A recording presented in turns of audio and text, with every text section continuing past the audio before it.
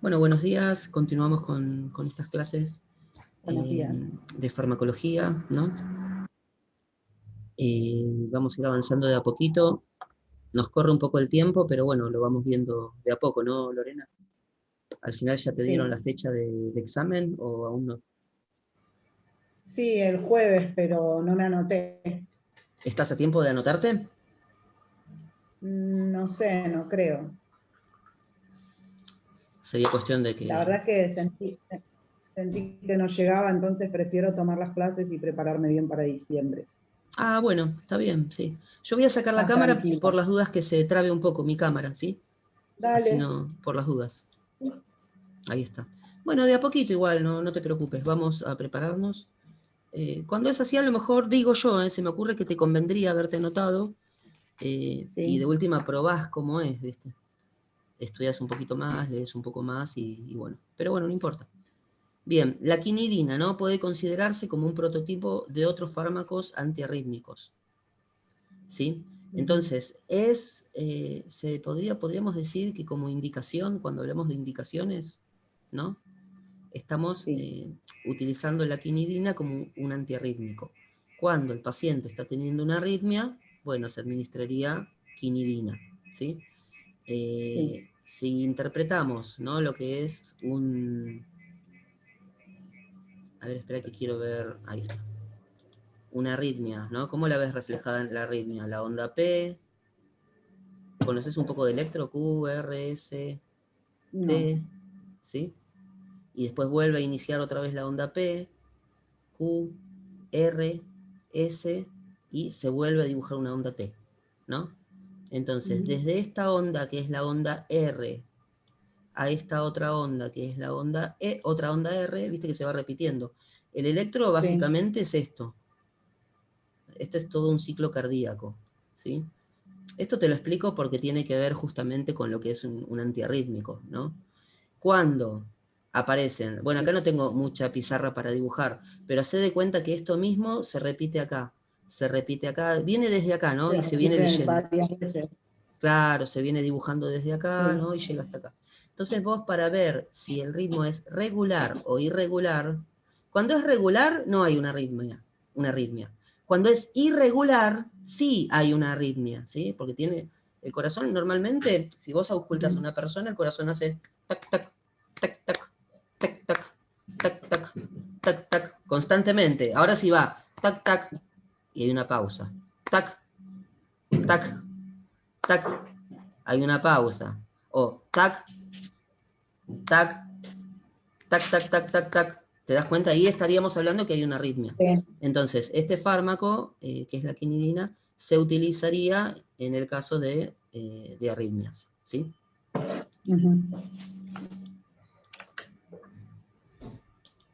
Bien, está bien. Bien, deprime la automaticidad, especialmente en los marcapasos ectópicos o latentes, distinto del nodo sinusal. ¿Te acordás cuando estábamos viendo en una de las clases anteriores que yo te explicaba lo del nodo sinusal, sinoauricular, aurículo ventricular? ¿Te acordás algo de eso, más o menos? ¿Hablamos de eso? Sí, sí, porque sos la única persona que estoy dando clases en este momento, así que no me puedo haber equivocado. Te había dibujado un corazón y aparecía el nodo auricular, seno auricular, aurículo ventricular y el haz de His, o fibras de Purkinje. Bueno, no importa, si no te lo expliqué o no lo recordás, es esto que estoy explicando ahora, ¿sí? Este nodo, que es el sinusal, es el que regula la frecuencia cardíaca, regula el ritmo del latido del corazón. Es lo que nos va a dar una frecuencia cardíaca, por ejemplo, de entre 60 y 90 latidos por minuto, ¿sí? Que Sí. sería lo normal. Cuando este nodo, el sinusal, no anda adecuadamente, no funciona, por una cuestión de la automaticidad, esto es lo que se llama automaticidad, por eso te estoy explicando justamente eso, la automaticidad, lo regula este, y ya la frecuencia cardíaca es menor a 60. y si no, lo regula este, que ya es muy, muy poco. En estos casos, en cualquiera de estos dos casos, podría llegar a usarse lo que es un marcapasos cardíaco, ¿sí? Pero bueno, a veces funciona a nivel cardíaco. Estos son lo que se llaman marcapasos fisiológicos, los que yo te estaba nombrando acá, ¿sí? A veces ocurre que estos marcapasos no funcionan o toma la posta algún otro punto del corazón, ¿sí? Entonces, en ese caso, se podría utilizar la quinidina, que va a actuar sobre distintos marcapasos ectópicos. Ectópico es cuando está ubicado en otra porción del corazón que no es la normal. Es como el embarazo ectópico. No sé si sentiste nombrar del embarazo ectópico, Sí. que se produce fuera del lugar donde debiera haberse producido, ¿no? Sí. Y empieza a crecer ahí el feto. Bueno, ocurriría lo mismo, pero a nivel cardíaco, el latido, en vez de usarlo el nodo sinusal, lo utilizaría otro nodo, ¿sí? O nódulo. ¿Vamos bien hasta ahí? Sí. Entonces, acordémonos, ¿no? La quinidina reprime la automaticidad, especialmente de los marcapasos ectópicos, distintos del nodo sinusal, que es el primero de todos, el que mantenía la frecuencia cardíaca entre 60 y 90, 60 y 100, ¿sí? Bien, produce enlentecimiento de la conducción, con lo que empeora el bloqueo cardíaco. Es decir, que ahí hay una complicación de la quinidina, ¿sí? Puede, si hay un bloqueo cardíaco, el bloqueo cardíaco básicamente es el enlentecimiento de la frecuencia cardíaca, porque hay una alteración a nivel de conducción. Cuando hablamos de conducción, siempre de conducción del corazón, acordate que siempre estamos hablando de estos nodos, el sinusal, el sino auricular, o aurículo ventricular, y el haz de His, ¿sí? Cuando hay alguna alteración a nivel conducción, la frecuencia cardíaca se ve enlentecida, se ve disminuida. Bien, disminuye también la contractibilidad. ¿Qué es la contractibilidad? Cuando el corazón se contrae. Claro, la fuerza de contracción, la fuerza con la que el corazón eyecta la sangre al resto del cuerpo. Bien, también se utiliza para la prevención y tratamiento de arritmias auriculares y ventriculares. Cuando hablamos de arritmias auriculares, tenemos en cuenta que la arritmia se produce a nivel de las aurículas, ¿sí? Volviendo un poco siempre al gráfico esquemático del corazón, acá tenemos aurículas y acá tenemos ventrículos. Si la arritmia es a nivel auricular, sería en este nivel. Si es a nivel ventricular, es en este nivel, ¿sí?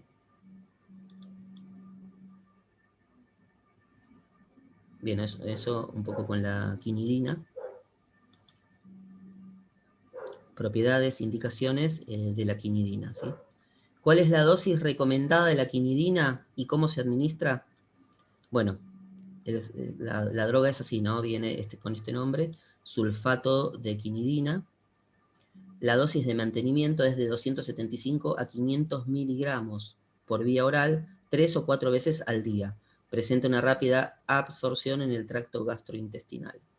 Bueno, acá igual habría que investigar un poco cómo es la presentación, ¿sí? Eso vamos a tener que investigar. Si es comprimido, si es... en este caso, por lo que yo estoy leyendo acá, ¿qué presentación se te hace que es? Dice, a ver, sulfato de quinidina, la dosis de mantenimiento habitual es de 12 y ahora pastillas. Claro, exactamente, comprimidos. Entonces, bien, viene de 275 a 550 miligramos. 50 miligramos. Esta es la dosis de mantenimiento. ¿Vos te acordás qué es dosis de mantenimiento? ¿Se te ocurre qué es? No. Es una dosis que que le vamos a administrar al paciente y va a mantener, eso anótatelo por ahí, ¿no? ¿Qué es dosis de mantenimiento? Es básicamente la cantidad de fármaco que vamos a administrar a un paciente y va a permitir una cantidad estable en el organismo, una cantidad de fármaco estable en el organismo. Eso lo logramos no con una única dosis, tipo si yo le doy un comprimido a la persona, no es que voy a lograr una dosis de mantenimiento. Tengo que administrarla, como está diciendo ahí, 3 o 4 veces al día. ¿Sí? Supongamos, podría ser, si es 3 veces al día, ¿cada cuántas horas se administraría? Si es 3 veces al día, Sí. ¿Cada cuántas horas se administraría el fármaco? cada 8, Cada 8 horas. Y si es 4 veces al día, ¿cada cuánto? cada 6. Exactamente. Es decir, 6, 12, 18 y 24.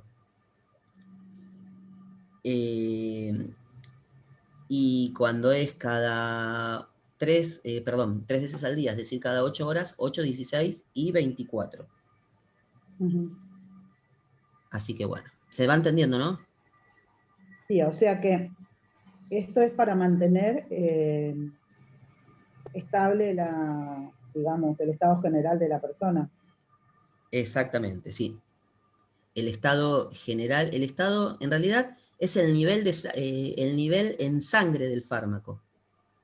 Que supongamos que el hecho de que tenga este fármaco en sangre de forma adecuada va a producir como medida, que es lo que estaríamos buscando, que el paciente esté estable. ¿Y cuál sería el efecto del fármaco que se busca? Acordémonos, a ver, vamos a repasar un poquito sin leerlo, sin mirar para atrás. ¿Qué era la quinidina? ¿Para qué sirve? Para las arritmias. Bien, es decir que es un antiarrítmico. Entonces, con el efecto estable de fármaco en el organismo de la persona, lograríamos que éste no presentara arritmias. Las arritmias. Claro. ¿Sí? ¿Se va entendiendo? Sí. Bien. Bien, pasamos a lo siguiente, ¿sí? ¿Cuáles son las propiedades e indicaciones de la heparina? ¿Sí? ¿Se acuerda qué es la heparina? Esta es otra, la 25. La 24 estamos. Así es. ¿Cuáles son las propiedades? No, pero sin leerlo, sin buscarlo por ningún lado. ¿Se acuerda qué es la heparina? Yo sé que a veces ocurre algo, ¿no, Lorena? Que usted al no estar haciendo una práctica quizás le complica un poco, ¿no? Le Sí, complica aparte de que porque no no lo ve. tuvimos la materia. No tuvimos Claro, la materia. Solamente trabajos prácticos. Y, o sea, si tenías dudas, en internet hay un montón de claro. información Sí, sí. distinta. Bueno, Y bueno, bueno, no se preocupe, vamos a avanzar de a poquito. Básicamente, ¿no? La heparina, ¿qué es? Es un anticoagulante. un ¿Sí? anticoagulante, sí, este sé porque toma mi mamá. Ah, bueno. Ah, ¿heparina? Sí, Ah, tiene y, una trombosis en la pierna ella. se le inyectan, es inyectable. Sí. Ah, está bien. Bien. Si recordamos, creo que esto también lo vimos, pero ahora lo volvemos a recordar. ¿Se acuerda en un centímetro cúbico cuántas unidades internacionales de heparina hay? ¿En un centímetro cúbico? Sí. No, no, no. No pasa nada igual, ¿eh? Bien. Vamos a hacer una cosa. Yo tendría que haber borrado. Perdón, que estoy como usando la pizarra. Usted está viendo la pizarra, ¿no? Que yo voy escribiendo acá, ¿no? Sí, Ah, está bien, bien. ¿Qué está usando el celular? sí. Bueno, después igualmente le queda para después ver el video. Si no lo puede ver bien acá, después le va a ver el video. Vamos a pasar a una cuestión, ¿no? Primero, para cualquier fármaco que usted vaya a calcular una dosis, tiene que saber, tiene que agarrar, vamos a decir, la ampolla, en este caso es un frasco ampolla, ¿sí?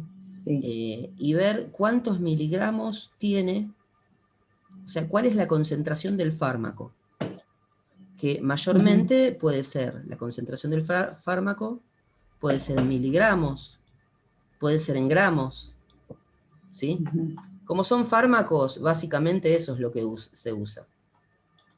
Estoy tratando de escribir gramos y miligramos. Perdone mi letra con la pizarra. Bien. Después hay otra medida que se utiliza también y se usa mucho en los anticoagulantes, que son lo que yo escribo como UI o unidades internacionales. ¿Sí? En el caso de la... Bueno, después, eso por un lado, son las unidades, los miligramos, ¿no? Cómo está explicada, o expresada, mejor dicho, la concentración de un fármaco. Después están las presentaciones, ¿no? La presentación que puede ser un comprimido, si es vía oral, una cápsula, un efervescente, grajeas, ¿sí? Después tenemos esa es la presentación vía oral. Vamos a la presentación, que es la que nos interesa a nosotros, de un líquido para inyección. Puede ser, acá estoy haciendo una especie de mal llamado dibujo, pero bueno, es un dibujo. Eso sería una ampolla. Una ampolla. Después, esto que estoy tratando de dibujar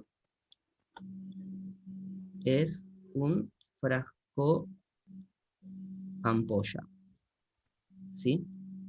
Algunos ya vienen con líquido adentro, este es con líquido, algunos vienen con líquido adentro o con un polvo liofilizado, ¿sí? Que es el soluto. Yo le agrego el solvente, que es el líquido, y lo diluyo y hago una solución homogénea. Sí. Bueno, en el caso de la heparina, usted ya, por lo que me dice, ya la conoce, porque la recibe su madre, ¿no? ¿Es así? Entonces, Sí. es un líquido.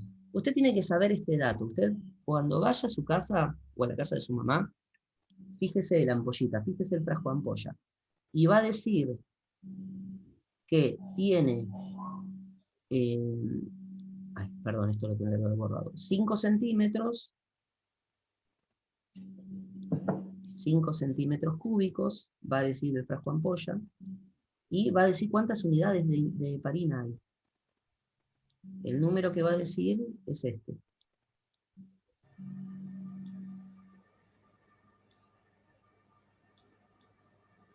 Ahí está, 25.000. Es decir que en 5 centímetros cúbicos usted va a tener 25.000 unidades internacionales. Entonces yo le decía, bueno, ¿y usted cómo sabe? Porque lo que administran siempre, lo que indica el médico es esto. 1 centímetro cúbico. Esto un poco tiene que ver, no un poco, sino tiene que ver con cálculo de dosis. Cálculos de dosis de fármacos. Sí, eso lo tenemos que ver también, ¿no? Claro. Aprovechamos, Lorena, o sea, si usted me decía vamos a continuar, yo el jueves tengo el examen, yo le daba con todo con las preguntas, pero yo ahora le estoy explicando esto, ya que no va a rendir, se lo voy explicando ahora sobre qué vamos trabajando, que es interesante. ¿Le parece bien o no? Sí, sí. Bien, perfecto. Bueno, entonces, con esto usted sabe que tiene que administrar 1 centímetro cúbico, ¿no? Entonces, usted dirá, ¿cuántas unidades son 1 centímetro cúbico? Esa es una pregunta que los profesores suelen hacer, mucho. O a veces hacen a la inversa también, a veces pregunta, ¿cuántos centímetros cúbicos son 25.000 unidades? Muchos de los cálculos que hacemos en enfermería son a partir de regla de 3 simples, ¿sí? Como es en este caso. Entonces usted sabe que si yo tengo en 5 centímetros cúbicos, que es el frasco ampolla, tengo 25.000 unidades, usted va a preguntarse, ¿cuántas unidades tengo? O sea, X, del lado de las unidades. ¿Cuántas unidades tengo en 1 centímetro cúbico? Porque lo que usted tiene que administrar es 1 centímetro cúbico, mayormente es cada 12 horas. ¿Cada cuánto le administran la heparina a su mamá? Ay, no recuerdo. Bueno, mayormente la indicación es cada 12 horas. Si es Que cada sí, 12 horas... ¿Sí? ¿Qué me decía? Que sí, cada 12. Está bien. Acá tenemos el horario. Si es cada 12 horas, 8 y 20. Entonces, puede pasar, bueno, esto. Entonces, ¿cómo hacemos la cuenta? Multiplicamos. Hágala si quiere usted, si tiene calculadora por ahí a mano. No. No importa, la hago yo, no se preocupe. Hacemos 1 por 25.000. Sí. Dividido 5. Dividido 5. Y el número que le va a dar es 5.000. ¿Sí? Entonces, 5.000 unidades internacionales serían. exactamente. Ahí me faltó un 0. En 1 centímetro cúbico, usted tiene 5.000 unidades internacionales, que es lo que le va a administrar a su paciente, si no fuera su mamá, sino su paciente. A veces la pregunta, yo se la planteé de esta forma, pero a veces se plantea al revés también, ¿sí? Al revés sería, yo sé que tengo, porque usted va a tener el frasco ampolla, y en el frasco ampolla va a decir 25.000 unidades. Sí. En 5 centímetros cúbicos. Entonces, yo tengo que administrar 5.000 unidades, porque la indicación a veces no dice administrar 1 centímetro cúbico, a veces la indicación está al revés, y dice 5.000 unidades. Entonces usted se puede plantear la duda, uy, si tengo que administrar 5.000, ¿cuántos centímetros cúbicos son? Entonces hace la cuenta a la inversa, que es como la estoy planteando yo. 25.000 unidades son 5 centímetros. 5.000 es X. 5.000 por 5 dividido 25.000. Y eso le va a dar 1 centímetro cúbico. ¿Me siguió hasta acá? Sí. Bien. Usted, Lorena, si a usted le parece que yo le estoy explicando cosas que no quiere, o que no le sirve, o que ya lo sabe, usted dígame, ¿sí? No, no sé nada de Ah, farmacología, así que todo me sirve. o sea que esto le sirve. No, no, porque Sí. pasa a veces, los docentes, a veces no nos damos cuenta o queremos explicar cosas que los alumnos ya saben. Y a veces es perder tiempo. Y yo no quiero que usted pierda su tiempo, ¿sí? Porque su tiempo es oro, su tiempo lo vale. No, el tema es así. Yo lo que quiero ahora es aprender todo lo que no aprendí el año pasado y este Bien. año.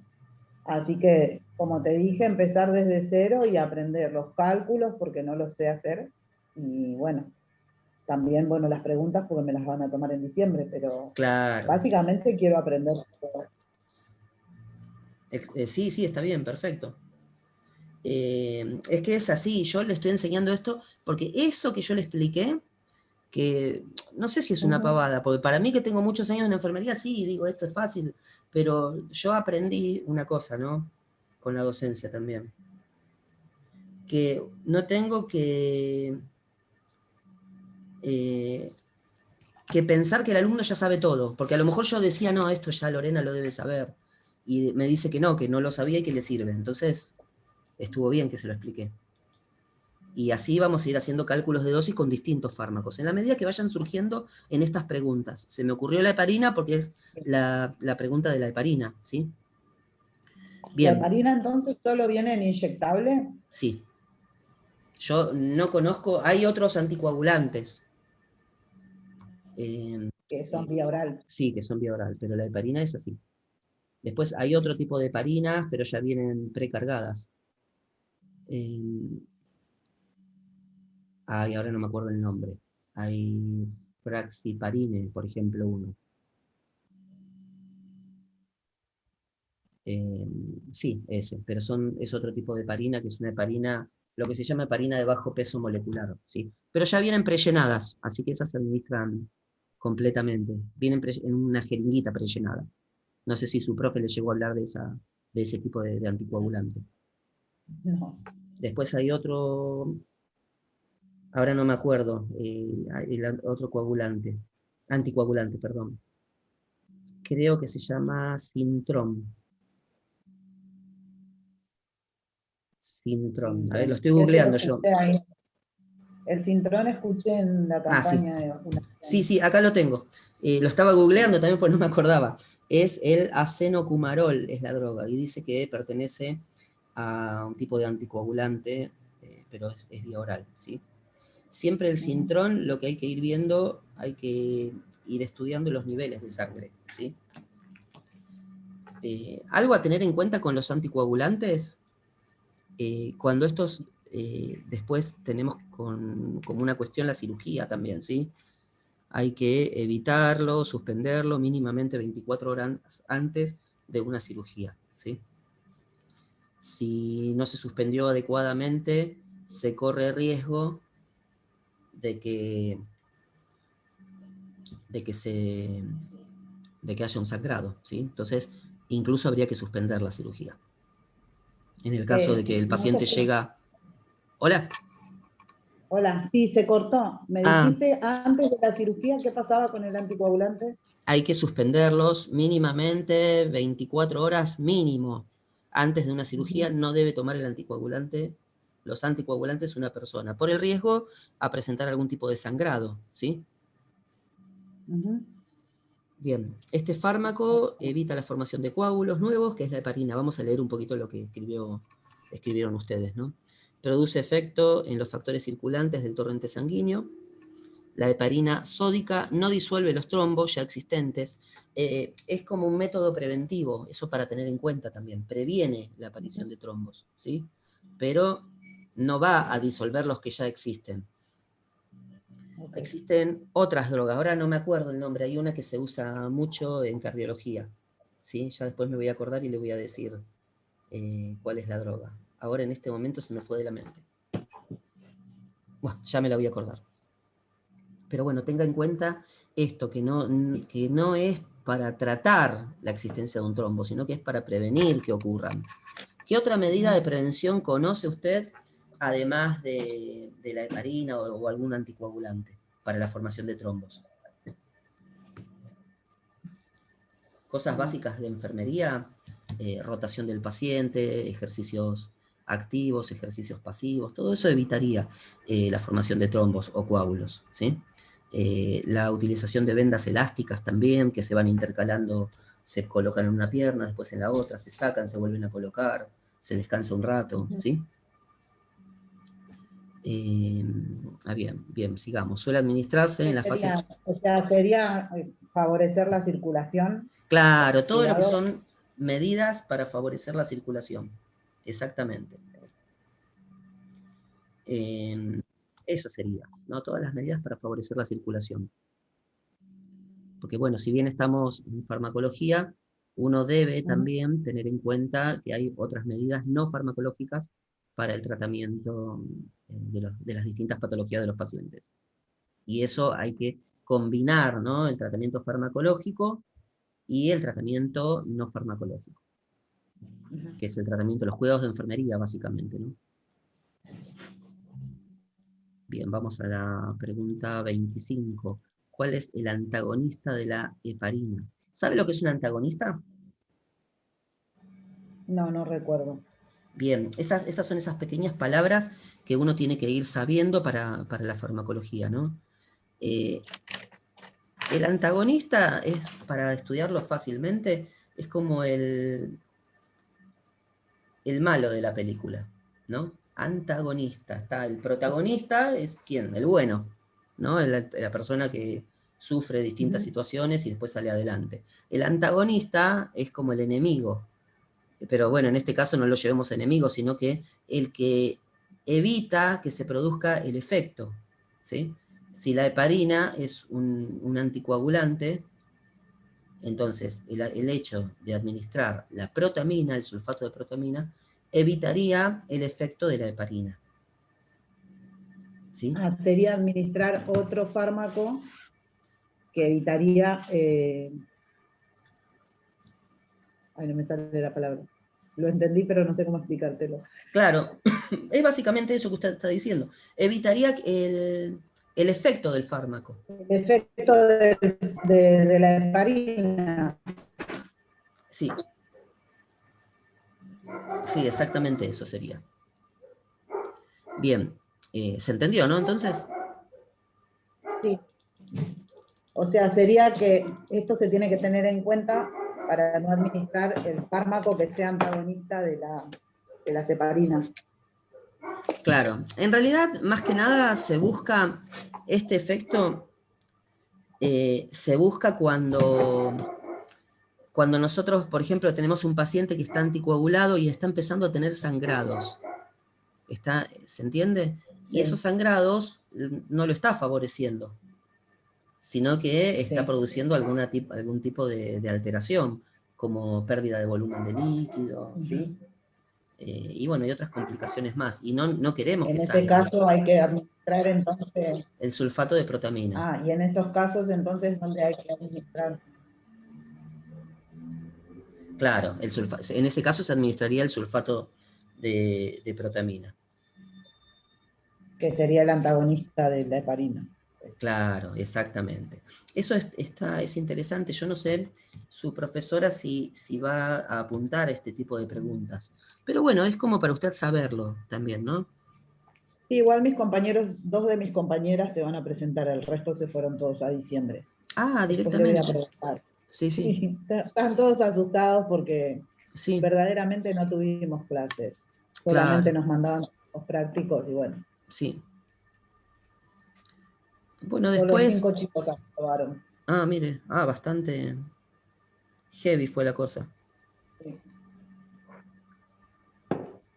Y bueno, de a poquito iremos viendo, aprendiendo todo esto de a poco. Igual usted después mire los videos y si le queda alguna duda sí, me manda un mensajito y yo le voy respondiendo, sin que tengamos que hacer una clase, no se preocupe, sí, sí, sí. porque yo también Sí, entiendo igualmente que sí. voy a tomar las clases, aunque sea una por semana, como para irme preparando para diciembre. Bueno, Creo que sí, con una sí. semana voy a andar bien, ¿no? Sí, sí. Después lo que podemos hacer, se me ocurre, ir viendo, cuando terminemos con estas preguntas, ir viendo los trabajos prácticos. Usted me envía los trabajos prácticos que hizo durante el año, yo le armo Ujú. unas clases estilo PowerPoint y Sí. hacemos una clase con esos mismos trabajos prácticos. ¿Se entiende? Ah, genial. Sí, sí, sí. Los voy a. Pasa que se me rompió la computadora, voy a ver si se los pido a mis compañeros. Sí, que se los pasen al WhatsApp y usted me lo reenvía a mi WhatsApp y listo. Ok. Los trabajos prácticos. Y entonces yo armo unos PowerPoint y ahí le voy dando otras explicaciones, que es como lo que estamos haciendo ahora. Sí. Bien, pregunta 26. ¿Qué cuidados debe tener en pacientes con sonda nasogástrica y sondajes vesicales ante la administración de heparina? Bien, a ver lo que dice acá y ahora lo analizamos juntos. Durante el tratamiento de heparina sódica debe evitarse los pinchazos innecesarios, ya sean intramusculares o por canalizaciones endovenosas. ¿Por qué? ¿Por qué se le ocurre? ¿Cómo? Acá Se dice corta que, de rato. perdón, sí, sí, me parece que estoy con mala señal hoy. Sí. Acá dice que cuando tenemos algún paciente que esté heparinizado, hay que evitar los pinchazos, tanto intramusculares como Sí. canalizaciones endovenosas. ¿Por qué? Le pregunto yo, le digo, ¿por qué? Por, por los sangrados, Por los sangrados, sí. para evitar Igualmente, sangrados. para evitar los sangrados. Sí, igualmente, o sea, un paciente que está internado y requiere administración de medicación y requiere una vía, por más que esté anticoagulado, se debe colocar. Lo que pasa que, Claro. bueno, después hay que estar evaluando, se debe colocar la medicación, se debe colocar una vía si es necesario, pero bueno, después hay que estar evaluando que no haya presencia de algún tipo de sangrado. ¿Cómo lo detectaría usted ese tipo de sangrado? Tengamos en cuenta que acá también está hablando de la sonda nasogástrica y la sonda vesical. ¿Sí? La sonda nasogástrica. Con la vía periférica puede haber hematomas alrededor del sitio de punción Sí. con la vía periférica. ¿Sí? Con la Sí. sonda vesical puede haber sangrado pericatéter Sangrado en también. la orina. Y en la ¿Cómo? orina. En la Sangrado orina. en la orina. Claro, también. ¿Cómo se llama el sangrado en la orina? No sé. Hematuria. Hematuria. Hematuria, sí. Así que bueno, sangrado en la orina. Con la sonda nasogástrica, en el momento de la colocación de la sonda nasogástrica, podemos producir alguna lesión también. ¿Sí? Sí. Son cuestiones que hay que tener en cuenta. Eh, tenemos que tener en cuenta esto para evitar complicaciones, ver si hay sangrados, tener en cuenta que está recibiendo heparina, ¿sí? Así que bueno. Sí. Después se debe controlar con la sonda nasogástrica y vesicales, es lo que estábamos diciendo recién. El punto 27, ¿para qué se administra la warfarina? ¿Cuál es el antagonista? Y acá dice para evitar formación de coágulos, de nuevos coágulos sanguíneos. Claro, la warfarina actúa directamente sobre el coágulo, ¿sí? Y lo que no está explicado acá, no lo dice, yo tampoco lo sé, habría que buscarlo. ¿Cuál es el antagonista? ¿Usted lo tiene en sus respuestas? A ver. La 28 era, ¿no? Los antagonistas del calcio disminuyen la presión arterial y tratan otras afecciones como el dolor de pecho y los latidos cardíacos. No, la 27. Antagonistas del calcio. La 27. Arriba. Secundario, la tromboembolia pulmonar. No, igual ya está la respuesta. Cardiopatía. Acá está la respuesta, en la 28. Es la vitamina K. Claro, acá La lo dice. vitamina K dice Sí, que es el antagonista. ahí está. Esas son cuestiones a tener en cuenta, ¿no? Si le preguntan, ¿no? Porque esa le pueden preguntar, ¿cuál es el antagonista de la warfarina? Bien, el antagonista de la warfarina es la vitamina K. ¿Sí? Sí. Bien, el antagonista de la warfarina sódica es la vitamina K. Entonces la warfarina ataca directamente a los trombos. A los trombos, sí. ¿Se acuerda que la heparina, no? Que decía que la heparina no puede... Porque la heparina era para prevenir. Exactamente, bien, perfecto. Se va entendiendo por lo que veo.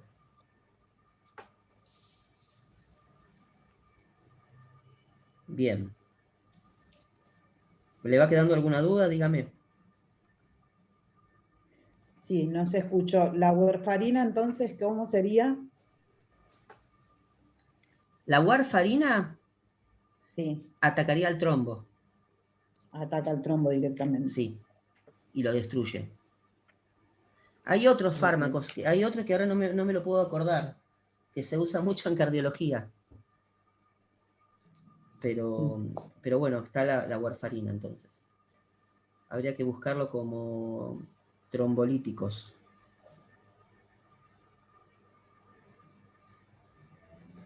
A ver si...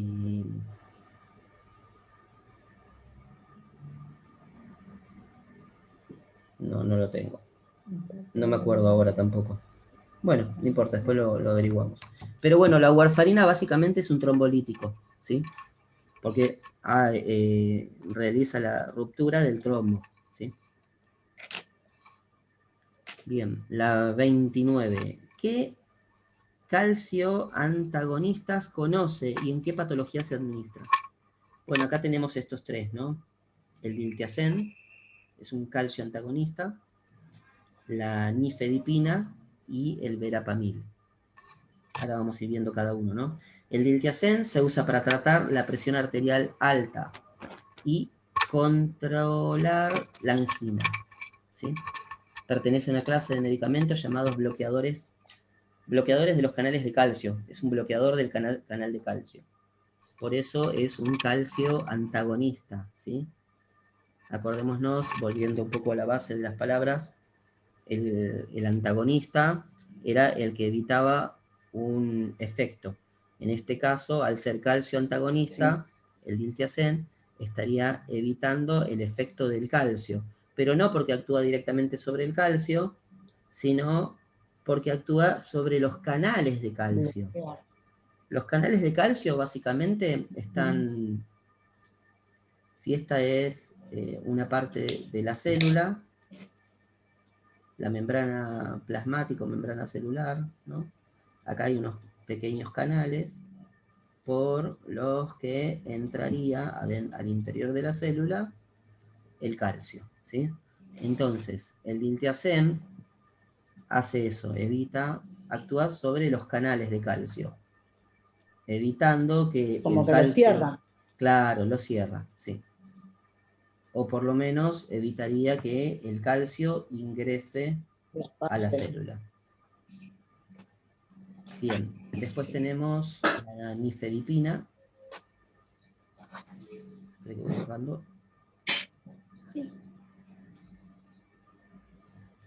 Bien, la nifedipina se usa para tratar la presión arterial alta y controlar la angina de pecho. También disminuyen... Igual que el anterior. Claro. ¿Cómo dijo? Perdón, vuelvo a repetir. La anterior también, el diltiazem Sí. también era, ¿no? Para la presión arterial alta y las Sí. anginas.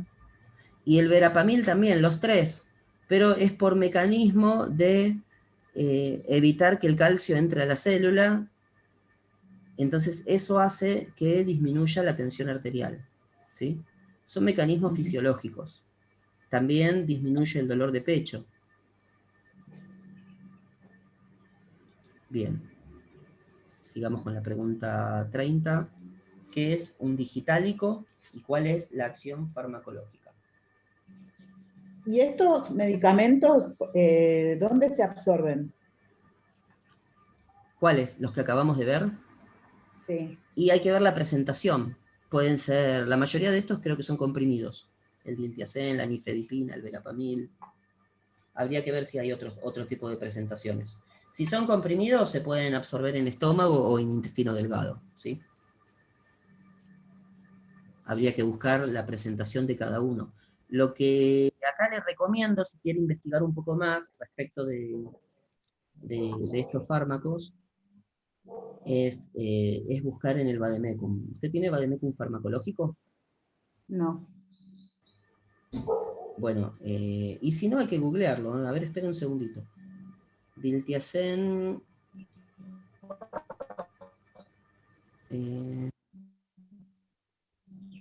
Prospecto, ¿no? Se llama, no me acuerdo cómo...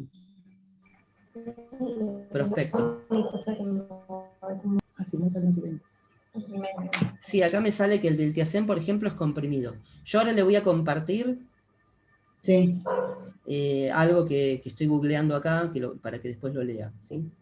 Porque básicamente en el prospecto dice, ¿no? Dice qué es, o sea, para qué es, cuál es la droga, las advertencias, precauciones, qué es lo que uno necesita, ¿no? Sí. Los efectos adversos que puede producir, las indicaciones, las vías de administración, ¿sí? Así que ahora yo le voy a compartir algo que tengo acá, así ya le queda, que habla del diltiazem. Lo mismo va a tener que hacer, le recomendaría, que haga con el resto de fármacos, ¿sí? Con el resto de los que están acá, que es la nifedipina y el verapamil. Ir buscando cada uno. Ahí se lo compartí, así ya le queda. Bien, pasamos a la pregunta. ¿Cuántas preguntas ¿Tengo eran? una 100. pregunta? Sí, 100. sí. O sea, los comprimidos se absorben todos en el mismo lugar y No, los sublinguales no. Ah, no. esa duda tenía. Y no, porque acuérdese que el otro día habíamos hablado de los comprimidos que tienen cubierta entérica. Sí. ¿Se acuerda de lo que ocurría con esos comprimidos?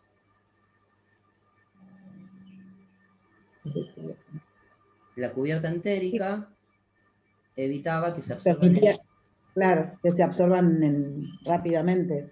Claro, entonces disminuye el tiempo de absorción, perdón, aumenta el tiempo de absorción. No se absorben en Sí. estómago, sino que se absorben directamente en intestino. Por eso uno de los cuidados era no administrarlo, no romperlo, Sí.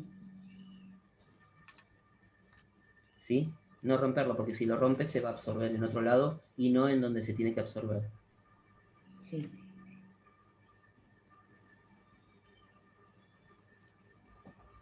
Bien. A ver, ¿qué es un digital? ¿Cuál es la acción farmacológica? Bien, los digitálicos son medicamentos que actúan sobre todo a nivel cardíaco, ¿sí? Tienen que ver con las arritmias, porque son antiarrítmicos, y bueno, retardan el origen en el nódulo sinoauricular, que es SA. ¿Se acuerda cuál era el nódulo sinoauricular de los tres? Es el primero de Era todos. ¿Cómo? el dibujo del corazón que me hiciste recién, ¿no? Sí, ahí lo estoy volviendo a dibujar. El sino auricular era el que estaba acá arriba. Aurículo Arriba. ventricular y haz de His, o fibras de Purkinje. ¿Sí?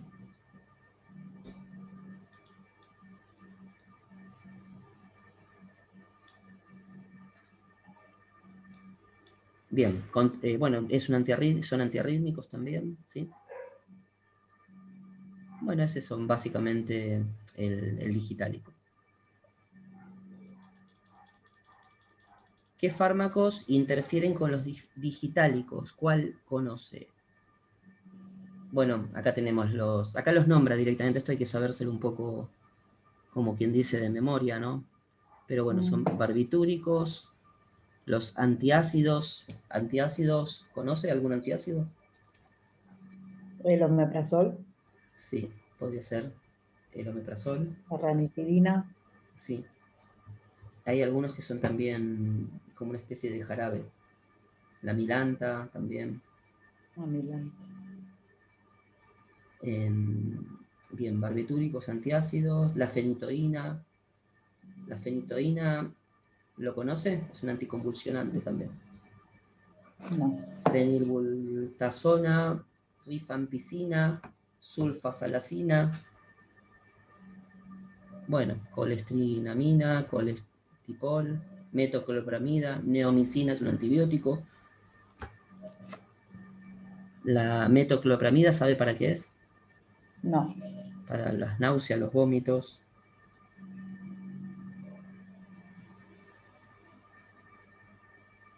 Bien. ¿Qué consideraciones de ¿La enfermedad? digoxina qué es? ¿Un antibiótico también? ¿Cuál? Digoxina, No, la digoxina sí. es un digitálico. ¿Qué son los medicamentos digitálicos? Son estos de acá. A ver, esperen. Estos que estábamos diciendo acá. Son los que se Ajá. utilizan para tratar las afecciones cardíacas como las arritmias. A eso se lo denominan medicamentos digitálicos. Sí. O sea que la heparina también sería digitálico. No, porque la heparina se acuerda que era Ah, nada que ver, era un un anticoagulante. anticoagulante. Sí. Para arriba.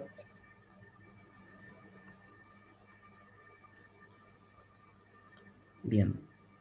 A ver qué consideración de enfermería debe conocer a la hora de administrar un digitálico. Esa no la completó acá, usted la tiene completa allá. ¿La anotó? A ver, la 32. Sí. Es extremadamente importante la dosificación adecuada, dado que existe un estrecho margen entre la dosis terapéutica y la tóxica. Bien. Antes de administrar cualquier dosis debe tomarse el pulso. Si la frecuencia es inferior a 70 latidos por minuto, no debe administrarse y debe consultarse al médico. Después dice, la sobredosificación digitálica puede diagnosticarse por los resultados del laboratorio. Y después los niveles de seguridad se considera que oscilan entre 0,8 nanogramos y 1,6 nanogramos por mililitro de suero. Bien. Básicamente se tiene que quedar con esta cuestión de que el nivel, entre el nivel terapéutico y el nivel tóxico, hay, hay un límite muy estrecho. Entonces tiene que ser administrada de forma muy cuidada, de forma muy teniendo en cuenta adecuadamente lo que va a administrar. No puede pasarse de la dosis. ¿Por qué? Porque si se pasa de la dosis, corre el riesgo de, Intoxicar. claro, de producir toxicidad digitálica. ¿Sí? Sí. Así que bueno, hay a tener en cuenta eso. Bien, al administrar hipotensores debe evitar la hipotensión ortostática. ¿Qué significa y cómo lo hace? ¿Qué es la hipotensión ortostática? Hipotensión es la presión baja, ¿no? Sí. Y ¿Y ortostática. ortostática? No, no sé qué es ortostática. Básicamente es cuando usted, no sé si le pasó alguna vez que se despierta en la mañana, se levanta, se acuesta, y estando en la cama, sentada, sin haberse levantado, como que se marea un poco. Sí. Eso sería la hipotensión ortostática. Le baja la tensión arterial, y bueno, al paciente que muchas veces está acostado y está con algún tipo de hipotensor, ya recibe hipotensores, porque es un paciente hipertenso, entonces puede llegar a presentar esta situación de hipotensión ortostática. Entonces hay que levantarlo correctamente, sentarlo, hacerlo todo despacito, ¿sí? Eso sería los cuidados, ¿no?, que tenemos que tener a la hora de administrar hipotensores.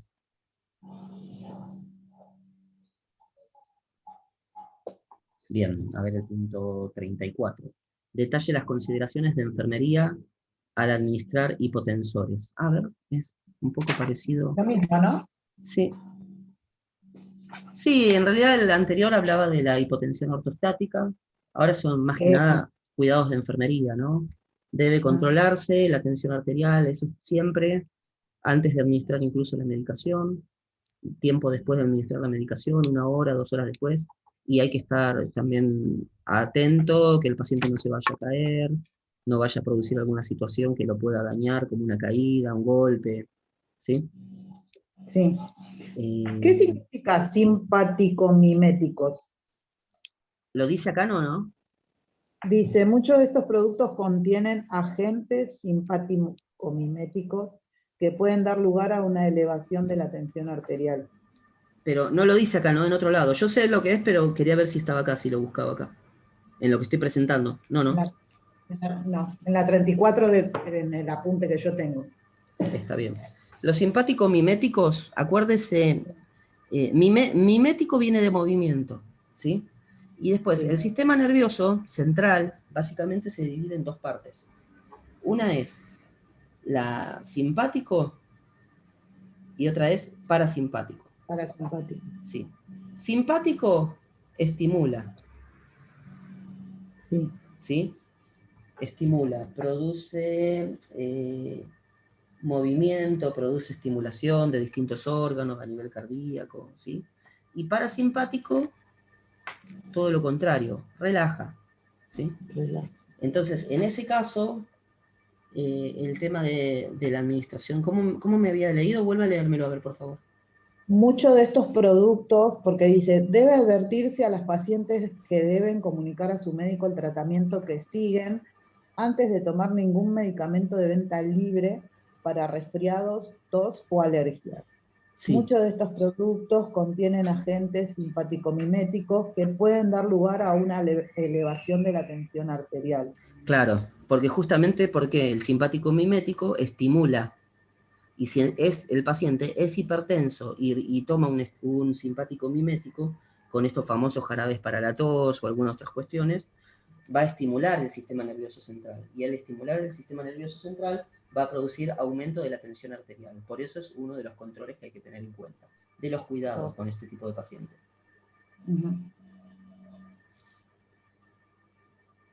Bien, el abandono de algunas dosis de los fármacos hipotensores puede dar lugar a una subida brusca de la tensión arterial.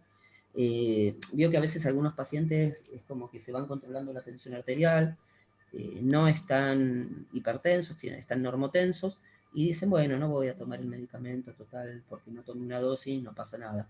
Y así se olvidaron de una dosis, después no tomaron otra porque no quisieron, y cuando se quieren acordar o en algún momento se despiertan o se encuentran con la tensión arterial elevada por encima de los límites normales, ¿sí? Por eso es importante que el paciente no abandone el tratamiento. Y de eso se trata el cuidado de enfermería.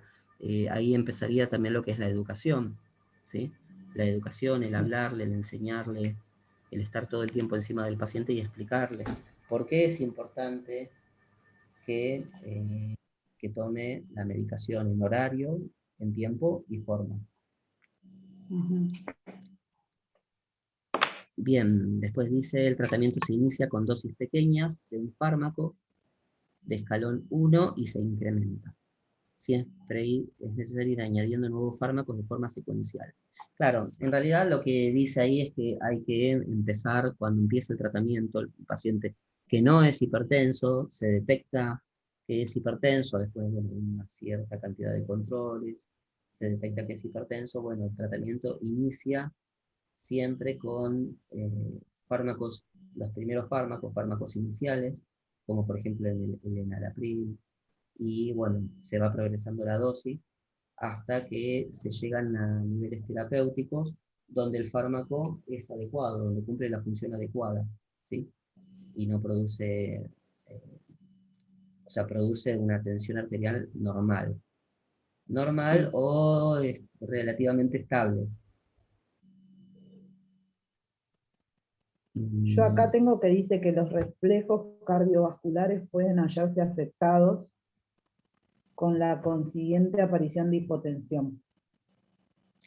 Bueno, a la hora de administrar los hipotensores hay que controlar la tensión arterial siempre. Hay que tener en Sí. cuenta eso, ¿por qué? Porque el mismo hipotensor puede producir que en vez de tener una tensión arterial normal, que es lo que se estima, que es lo que se busca, pueda llegar a tener algún tipo de hipotencia el paciente. Puede pasar que se hipotense el paciente. Por Ok. eso hay que ir controlando los rangos de tensión arterial y viendo que no llegue a hipotensarse, porque puede pasar como un efecto adverso. ¿Sí? Ajá. Sí. Sí, acá dice que el tratamiento debe iniciarse con dosis menores que las habituales, aumentándose con mucha precaución. Bien. Claro, se va aumentando poco a poco, porque con las primeras dosis, que son dosis bajas, quizás no logramos el efecto deseado. Sí. Quizás si tenía una hipertensión más alta, sigue teniendo una hipertensión leve. Leve, moderada y severa es la clasificación de la hipertensión. Hay varias clasificaciones, pero básicamente es leve, moderada y severa. ¿Sí? Si está en una hipertensión severa, a lo mejor con el tratamiento hipotensor logramos que esté en una hipotensión moderada. ¿Sí? Ujú. Pero de a poco seguimos aumentando las dosis, a veces se le agregan otros fármacos, hasta lograr una hipertensión leve o incluso hasta llegar a desaparecer, pero después de un tiempo de tratamiento. No vamos a lograr que el paciente pase de hipotensión severa a no tener hipertensión. ¿Se entiende, no? Sí, sí. Bien, la falta de respuesta a un tratamiento debe ser siempre investigada antes de pasar al escalón superior. Hay que considerar estos factores, ¿no? Mal seguimiento del tratamiento, a veces el paciente no toma el medicamento o dice que lo tomó y no lo tomó. Eh, la dosis de fármaco insuficiente, por eso es que se van ajustando las dosis, ¿sí? El aumento del peso o exceso de ingesta de sodio, administración simultánea de fármacos antagonistas que pueden interferir en la acción de los hipotensores, Ujú. como los anticongestivos, inhibidores del apetito, anticonceptivos orales, son fármacos que pueden interferir en la función de los fármacos hipotensores, ¿sí? Por eso es que hay O sea que, sí, que si estás tomando medicación para la hipotensión, no puedes tomar los anticonceptivos. quizás sí se pueda tomar, pero hay que ir evaluando ¿Cuál? claro, y si no produce algún efecto no deseado, como el no lograr que descienda la tensión arterial adecuadamente. Ok. Es como que a veces uno piensa en la farmacología y dice, este fármaco es para esto otro, esto puede producir un efecto contrario, pero bueno, hay que ir evaluando al paciente en el día a día, a ver qué es lo que va ocurriendo. ¿Sí? Sí. Bien, debe advertirse a los pacientes que deben comunicar a su médico el tratamiento que siguen antes de tomar ningún medicamento de venta libre. ¿Se acuerda de los medicamentos para la tos? Usted me había dicho que eran simpático-miméticos, que Miméticos. podían, claro, que podían llegar a aumentar la tensión arterial. Aumentar la tensión. Sí. Por eso es que antes de tomar algún medicamento de este tipo de venta libre, debieran informarle a su médico. Ok. Bien, las personas, los adultos mayores pueden ser más sensibles a la inhibición simpática y a la depresión del volumen que las de menor edad. Claro, puede Ah, producir acá tengo, trastornos. Sí, las personas ancianas pueden tener únicamente hipertensión sistólica y esta ser resistente al tratamiento. Los riesgos y beneficios del tratamiento se consideran individualmente. claro, esto de que hay que ver al paciente, por eso digo, ¿no?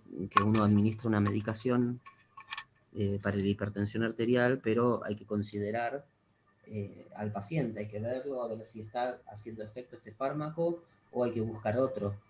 Por eso es que tampoco se debe hacer automedicación. Vieron que algunos pacientes, y yo soy hipertenso, y se empiezan a medicar. Bueno, tiene que tener un seguimiento adecuado Claro. de enfermería, ¿sí? Por eso hay que ¿Por qué? insistir en que se debe controlar la tensión arterial. ¿Sí me iba a decir algo? Sí, ¿por qué pueden tener únicamente hipertensión sistólica? Y es un tipo de hipertensión que, que va a alterar al paciente, y a veces con el fármaco hipotensor en sí no lograrían conseguir algún efecto. Estaría faltando algún otro tipo de tratamiento para poder lograr que descienda la tensión arterial, ¿sí? Muchas veces hay pacientes que les sube la tensión arterial porque a veces no se sabe la causa también, ¿sí? Muchas veces la hipertensión Sí, arterial es de causa, se considera que es de causa desconocida. Se sospecha o se infiere que puede haber un efecto, una causa cardiológica o algún ateroma, ¿sí? Se puede llegar a estimar eso, pero a veces es de causa desconocida. Entonces, el mismo fármaco se tiene que complementar el fármaco con otro tipo de tratamiento. Tratamiento psicológico, ansiolíticos, ¿sí? Y sí. bueno, técnicas de respiración. Ahí tenemos que acompañar mucho con la enfermería desde lo psicosocial también, ¿sí? Sí. Eh, bueno, bueno, ya son y 10. Vamos a ir Sí, dejando por hoy, Lorena, ¿sí? Espere que dale, dejo sí. de compartir, dejo de grabar.